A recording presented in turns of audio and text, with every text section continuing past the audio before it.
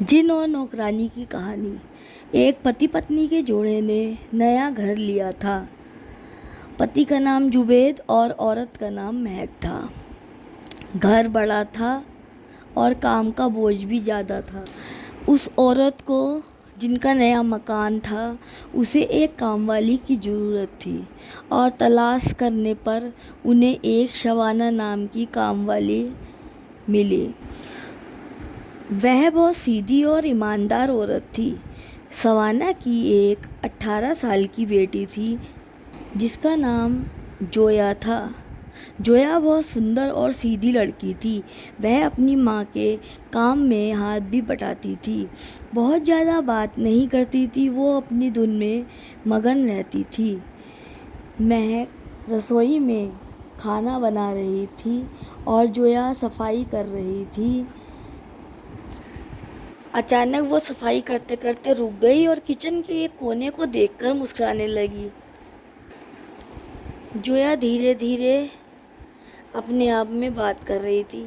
वह कह रही थी कि तुम्हें लस्सी पसंद है, मुझे भी लस्सी पसंद है।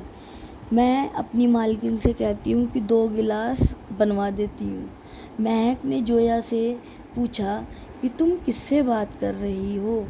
हंसते हुए बोली, मेरे दोस्त से। महक देखकर हैरान हो गई कि वहाँ कोई नहीं था। वक्त गुजरता रहा। जोया अक्सर अब महक को, मकान मालिक है, उसके घर आने लगी। एक दिन महक ने अपनी अलमारी में एक कीमती फाइल रखी हुई थी। वो वहाँ पर रखकर भूल गई और बहुत घंटों में ढूंढती रही। महक ने जोया की माँ शबाना को फ़ोन लगाया और कहा कि मेरी फ़ाइल नहीं मिल रही है। तब शबाना अपनी बेटी को सारी बात बताती है।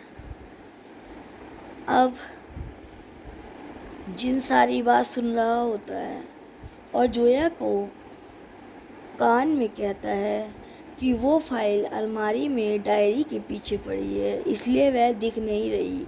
अब जोया महक आंटी को सारी बात बता देती है। महक जब वो अलमारी में डायरी के पीछे देखती है तो फाइल वहीं पर मिल जाती है। अब महक जोया को फ़ोन करती है और कहती है, जोया बेटा, तुम्हें फ़ाइल के बारे में कैसे पता चला? तो जोया बोली, महक आंटी, मुझे मेरे दोस्त ने बताया था। अब महक डर जाती है और जोया से बड़े प्यार से पूछती है कि तुम्हारे दोस्त का क्या नाम है, वो दिखता कैसा है? जोया ने मुस्कुरा करते हुए बताया कि उसका नाम नूर है, वो बहुत अच्छा है, वो हमेशा मेरा ख्याल रखता है। नूर बचपन से उसके साथ है, वह हमेशा मेरी ख्याल रखता है।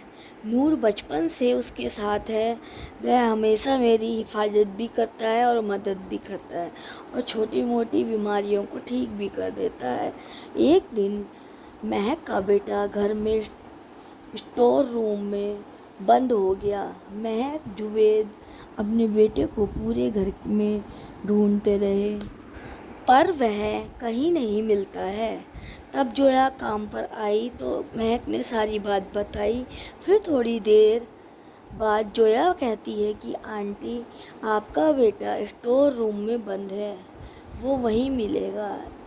जब सब वहाँ देखते हैं तो बेटा स्टोर रूम में मिल जाता है। अब दोनों पति पत्नियों को आपस में कहते हैं कि लगता है जोया के पास जादुई शक्ति है जो वो हर चीज़ का पता लगा लेती है। अब जोया दिन प्रतिदिन सूखती जा रही थी, रंग काला पड़ने लगा और कमज़ोर होती रही। जोया बताती है कि मेरा दोस्त मुझे कह रहा है कि तुम कहीं भी मत जाओ, आप काम करने को भी वो मना कर रहा है, तुम मुझसे बात किया करो, तुम मेरी हो। अब नूर जिन महक को सारे बर्तन गिरा देता है और जुबेद को चलती बाइक से धक्का दे देता है। अब वह सबको परेशान करने लगता है। अब महक और जुबेद और शबाना एक बाबा जी को घर बुलाया और सारी बात बताई। बाबा जी ने कहा, यह एक जिन है जो दोस्ती के नाम पर उस पर कब्जा करना चाहता है। बाबा जी ने एक दिन जोया को लाने के लिए कहा।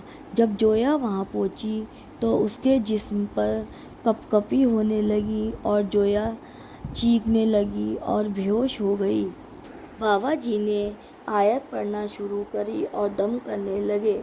जोया के मुंह से तेज आवाज़ गूंजने लगी, इसको मुझसे दूर मत करो, यह मेरी दोस्त है। अब ये आवाज़ जिन की थी। अब बाबा जी आयतें पढ़ते रहे और दम करते रहे और बाबा जी जंग करते करते नूर और जिन में दोनों में काफ़ी देर तक जंग होती रही, लगभग 2 घंटे तक। तब बाबा जी ने एक और अमल किया और जिन जोया के शरीर से बाहर निकल गया और जोया बेहोश होकर गिर गई।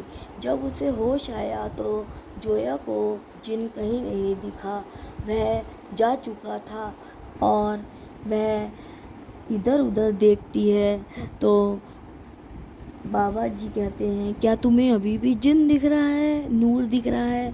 वो कहती है नहीं।